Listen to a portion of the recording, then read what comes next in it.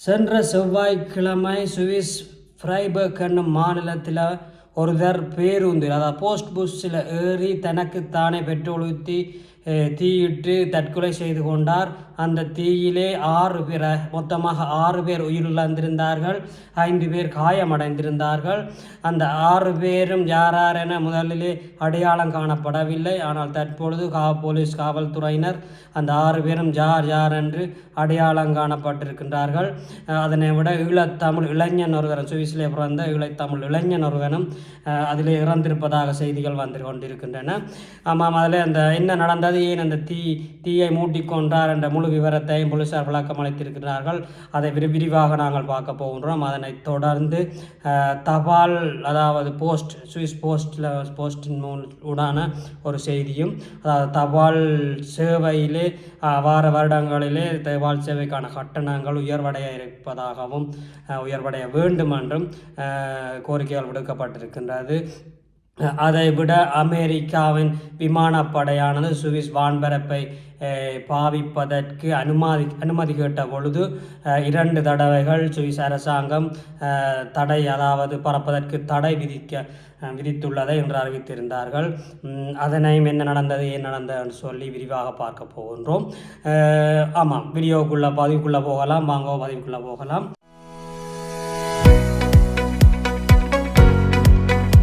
ஆமாம் நண்பர்களே, அனைவருக்கும் வணக்கம். மீண்டும் தமிழன் மண்ணின் ஊடாக உங்களை சந்திப்பதில் பெரும் மகிழ்ச்சி. பதிவுக்குள்ளே போகலாம். புதிதாக வாரவர்கள் மேலே சப்ஸ்கிரைப் பண்ணி எங்களுக்கு ஒரு ஊக்கத்தை தருமாறு கேட்டுக்கொண்டு, ஆமாம், சென்ற செவ்வாய்க்கிழமை மாலை 6:25 மணியளவிலே ஃப்ரைபர்க் என்னும் மாநிலத்திலே போஸ்ட் பஸ் என்று சொல்லப்படுகின்ற அந்த பேருந்து, மக்கள் பயணிக்கும் பேருந்திலே ஒருவர் ஏறி தனக்குத்தானே பெட்ரோல் ஊற்றி பஸ்ஸுக்குள்ளே தற்கொலை செய்து கொண்ட விடயம் நாங்கள் சென்ற பதிவிலே பதிந்திருந்தோம். பார்க்காதவர்கள் அதை போய் பார்த்து கொள்ளலாம். அவர் தனக்குத்தானே பெட்ரோலை ஊற்றி பஸ்ஸை முழுவதுமாக தீயிட்டு தற்கொலை செய்து கொண்டார். அதிலே பயணித்த பயணிகளிலே 6 பேர், மொத்தமாக 6 பேர், அதாவது 6 பேர் அதில் இறந்திருந்தார்கள். அதனை விட 5 பேர் காயமடைந்து வைத்தியசாலையில் அனுமதிக்கப்பட்டிருந்தார்கள். அந்த 6 பேரும் யார் என போலீஸ் காவல்துறையினர் அறிவித்திருக்கின்றார்கள். அதை விட அந்த நிகழ்வு, அந்த தீயிட்டவர் ஏன் அதை தீயிட்டார், எதற்காக தீயிட்டார்னு சொல்லி விளக்கம் அளித்திருக்கின்றார்கள். அதை முழுமையாக பார்க்க போகின்றோம். அதில் ஒரு யாழ்ப்பாணம் மணிவிலைச் சேர்ந்த ஒரு சுவிஸை புறப்படமாக கொண்ட ஒரு இளைஞன் ஒருதனும் இறந்திருக்கின்றார். 29 வயதுள்ள இளைஞர் இறந்திருக்கின்றார். அது காவல்துறையினர் யார் என்று இறந்தவர்களுடைய பெயர் பட்டியல் இங்கே வெளியிடவில்லை, ஒரு பெயர் பட்டியல் வெளியிடவில்லை. ஆனால் சமூக ஊடகங்களிலே ஈழத்தமிழ் இளைஞன் ஒருத்தன் இறந்திருப்பதை காணக்கூடியதாக இருக்கின்றது. ஆனால் பெயர் விவரம் காவல்துறையின் ஊடாக விடப்பட்ட அந்த பெயர் விவரங்கள் விடப்படாததால் யார் என்று உறுதிப்படுத்த முடியாமல் உள்ளது. ஆமாம், அதில் முதலாவதாக உயிரிழந்தவர் அந்த தீயிட்டவர். அதனைத் தொடர்ந்து அந்த இரண்டாவதாக பஸ் ஓடின அந்த டிரைவர், அதாவது போர்த்துக்கல் நாட்டை சேர்ந்த 63 மதிக்கத்தக்க 63 வயதுடைய அந்த ஓட்டுநர், அதாவது பேருந்து ஓட்டுநர். அவர் தப்பிக்கக்கூடிய வசதிகள் இருந்தாலும் அவர் தப்ப முடியாமல் அந்த மக்களை காப்பாற்றும் நோக்கத்துடன் செயற்பட்டிருந்தார். இருந்தாலும் அவர் தப்பிக்க முடியாமல் சென்று உயிரை விட்டிருக்கின்றார். 3 பெண்களும் 2 ஆண்களும் இறந்திருக்கின்றார்கள். முதலாவதாக ஒரு பெண் 26 வயதுடைய பெண்ணும், 25 வயதுடைய பெண்ணும், 39 வயதுடைய இன்னொரு பெண்ணும், 3 பெண்களும் 2 ஆண்களாக 29 வயது ஆண்கள். நான் நினைக்கிறேன் இந்த யாழ்ப்பாணத்தைச் சேர்ந்த இளைஞன் இவராகத்தான் இருக்க வேண்டும். அதை விட 16 வயது ஒரு இளைஞனும் இறந்திருக்கின்றனர். இதில் இந்த தீய மூட்டினவருக்கு 65 வயதாகவும் அவர் ஒரு மனநோயாளி என்றும் காவல்துறையிலிருந்து தெரிவிக்கப்படுகின்றது. 65 வயதுடைய பேர்ன் நகரத்திலே வசித்து வந்த அந்த இவர் தனிமையாகவே வாழ்ந்ததாகவும் அவர் அன்று காலையிலிருந்தே அவரை காணாமல் தேடியதாகவும் காவல்துறை தெரிவிக்கப்பட்டிருந்தது. தொடர்ந்து தேடுதல், அவரை தேடும் பணியிலே காவல்துறை இருந்ததாகவும், ஆனால் அவரை கண்டுகொள்ளவில்லை. தேடியும் கண்டுபிடிக்க முடிக்க முடியாத சூழ்நிலை தொடர்ந்து இருந்து கொண்டு இருந்ததாகவும், ஆனால் இந்த சம்பவம் நடந்த பிறகுதான் அவர் தான் அதை செய்ததாக காவல்துறையினர் தெரிவித்திருக்கின்றார்கள். 65 வயது மதிக்கத்தக்க இந்த மனிதர் பஸ்ஸில் ஏறி தான் கொண்டு வந்த பேக்கில் இருந்த பெட்ரோலையோ ஏதாவது எரிபொருளை தன் மேலே ஊற்றி தீயிட்டு தீயிட்டதாகவும் அந்த சில வினாடிகளிலே அந்த தீ பஸ் முழுக்கவும் பரவி பஸ் கரும்புகையுடன் அந்த வாகனம் பஸ் வந்து கரும்புகையுடன் இருந்ததாகவும், அங்கே இருந்தவர்கள் பலரும் அந்த புகை காரணமாக அந்த கண்ணாடிகளை உடைச்சு கொண்டு வழியில் போக முடியாமல் போய்விட்டதாகவும் காவல்துறையில் விளக்கம் கொடுக்கப்பட்டுள்ளது.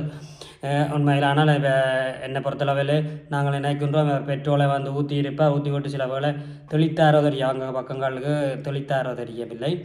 அப்படி தெளித்திருந்தால் தான் கூடுதலான நெருப்பு திடீரென்று எல்லா இடமும் பரவி இருக்கக்கூடிய வாய்ப்புகள் இருந்திருக்கும். என்ன நடந்தது யாருக்குமே தெரியாது. அவர் ஒரு மனநலம் குன்றியவராகவே காவல்துறையினர் தெரிவித்திருந்தார்கள்.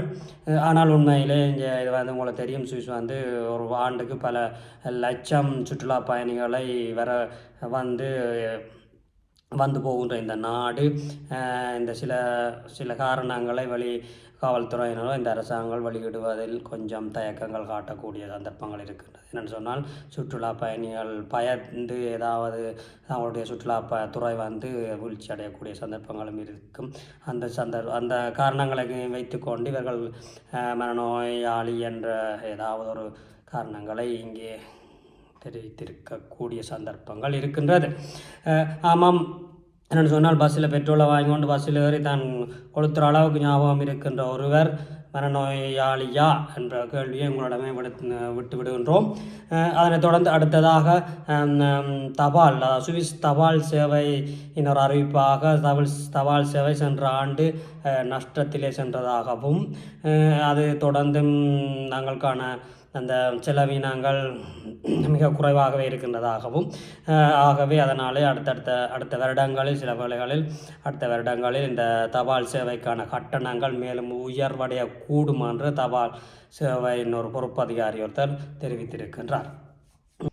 ஆமாம், அமெரிக்க அரசாங்கத்தினால் 2 முறைகள் சுவிட்சர்லாந்து அரசாங்கத்திடம் சுவிஸ் வான்பரப்பை பயன்படுத்துவதற்கான வேண்டுகோள் விடுக்கப்பட்டிருந்தது. அந்த 2 வேண்டுகோளையும் சுவிஸ் அரசாங்கம் நிராகரித்திருக்கின்றது. ஏனென்று சொன்னால், இன்று நடந்து கொண்டிருக்கின்ற ஈரான் மீதான இஸ்ரேலும் அமெரிக்காவும் இணைந்து ஈரான் மீது ஒரு போரை தொடுத்திருக்கின்ற இந்த வேளையிலே சென்ற 28 பிப்ரவரி 2026 தொடங்கப்பட்ட இந்த போர் தொடர்ந்து இன்று 13ஆம் தேதி மார்ச் 2026 வரை நீடித்து கொண்டு இருக்கின்ற இந்த வேளையிலே 2 முறைகள் அமெரிக்க அரசாங்கத்தினால் சுவிஸ் அரசாங்கத்திடம் சுவிஸ் வான்வெளியை பாவிப்பதற்கான அனுமதி கேட்கப்பட்டிருந்தது. அந்த 2 முறை கேட்கப்பட்டிருந்த பொழுதும் சுவிஸ் அரசாங்கம் உடனடியாகவே பதில் அளிக்கவில்லை. அந்த கேட்கப்பட்ட அந்த அனுமதிக்கு அவர்கள் ஆலோசனை செய்து இன்று 13 பிப்ரவரி 2026 அவர்கள் அந்த தங்களுடைய வான்வழியை பாவிக்க வேண்டாம் என்று நிராகரித்திருக்கின்றார்கள். உண்மையில் சொல்ல போனால் இந்த சுவிஸ் அரசாங்கம் வந்து ஒரு நடுநிலையான நியூட்ராலிட்டியில் சொல்லப்படுகின்ற நடுநிலையான ஒரு நாடு. எந்த நாட்டுடனும் நேரடியான போரில் ஈடுபடாத நாடு. எந்த நாட்டுடனும் போருக்கான எந்த உதவிகளையும் செய்யாத ஒரு நாடு. இந்த நாட்டின் மீது தாங்கள் ஒரு அமைதியான நிலையிலேயே நடுநிலையான நிலையிலேயே இருப்பதை காட்டும் முகமாக அமெரிக்க அரசாங்கத்தினால் விடுக்கப்பட்ட அந்த 2 முறையும் விடுக்கப்பட்ட அந்த வேண்டுகோளை நிராகரித்திருக்கின்றார்கள். என்னென்னு சொன்னால், ஒரு வேளை அந்த அனுமதியை இந்த சுவிஸ் அரசாங்கம் கொடுத்திருந்தால் சுவிஸின் வான்பரப்பை அமெரிக்க வான்கலங்கள் பாவித்து ஈரான் மீதான அந்த போருக்கு இந்த வான்பரப்பு உதவியதென்று காரணத்தை காட்டி ஈரான் ஏதாவது ஒரு அசம்பாவிதமான நடவடிக்கைகளை சுவிட்சர்லாந்திலே மேற்கொள்ளக்கூடும் என்ற எண்ணங்களிலேயும் இது நிராகரிக்கப்பட்டிருக்கலாம். ஆமாம், அதுவும் ஒரு காரணம். அதைவிட சுவிட்சர்லாந்து ஒரு நடுநிலையான நாடு என்பதையும் உணர்த்தும் முகமாக இது நிராகரிக்கப்பட்டுள்ளது. ஆமாம் நண்பர்களே, இதைவிட முக்கியமான இன்னொரு விடயம், நேற்று ஈராக் பகுதியிலே பறந்து கொண்டிருந்த அமெரிக்காவின் KC-135 இலக்கமுள்ள அந்த விமானம், அதாவது டேங்கர் விமானம் என்று சொல்லப்படுகின்ற எரிபொருள் ரிஃப்யூலிங் பண்ணப்படுகின்றது. அதாவது எரிபொருளை மற்ற விமானங்களுக்கு வானில் வைத்து எரிபொருள்களை நிரப்புகின்ற அந்த பெரிய ஒரு விமானமானது விபத்துக்குள்ளாகி இருந்தது. அதில் சென்ற 6 இராணுவத்தினரும் இறந்திருக்கின்றதாக அமெரிக்க அரசாங்கம் தெரிவித்திருக்கின்றது. இது ஒரு விபத்தாக கருதப்படுகின்றது. இது ஒரு தீவிரவாத தாக்குதலோ அல்லது எதிரிகளின் தாக்குதலுக்கு உட்பட்டதாக இல்லை என்று அமெரிக்க அரசாங்கம் தெரிவித்திருக்கின்றது. ஆமாம், நன்றி நண்பர்களே. நாங்கள் பல விடயங்களை பார்த்துருக்கின்றோம். பிடித்திருந்தால் விருப்பம் லைக் பண்ணுங்கோ, மற்றவர்களுக்கும் ஷேர் பண்ணுங்கோ, சப்ஸ்கிரைப் பண்ணுங்கள். நன்றி, வணக்கம். மீண்டும் ஒரு சந்தர்ப்பத்தில் சந்திப்போம். நன்றி.